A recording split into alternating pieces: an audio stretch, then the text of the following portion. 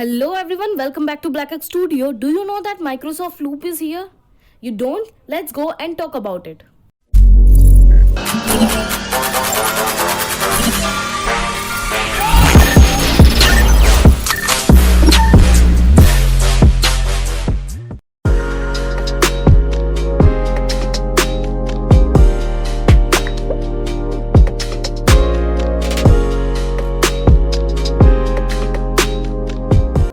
In the last few weeks, Microsoft has been launching innovation one after the other. The company, which has pumped in millions of dollars into AI powerhouse OpenAI, recently integrated the revolutionary ChatGPT into its search engine, browser, and other applications.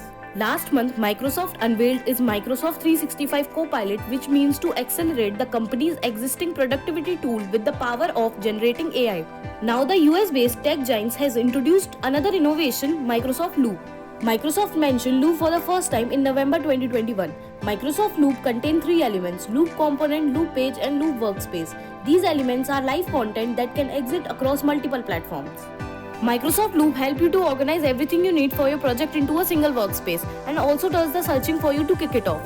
Simply add a workspace title and any other keyword, and Microsoft Loop will suggest the most relevant piece to add to your workspace. Projects can move faster than anyone can track. Template let you start new page easily, while drag and drop control enable users to structure their workspace according to their needs. Team members can also use the insert menu to add labels, tables, or even the fun things like emoji into the workspace. Anything on the Loop page can be turned into the component, which can then be shared on the other Microsoft 365 apps. A mobile app for Microsoft Loop is available in iOS and Android, allowing users to stay in the loop. On Android, it's under early access, so it's clear that the app is still being tested.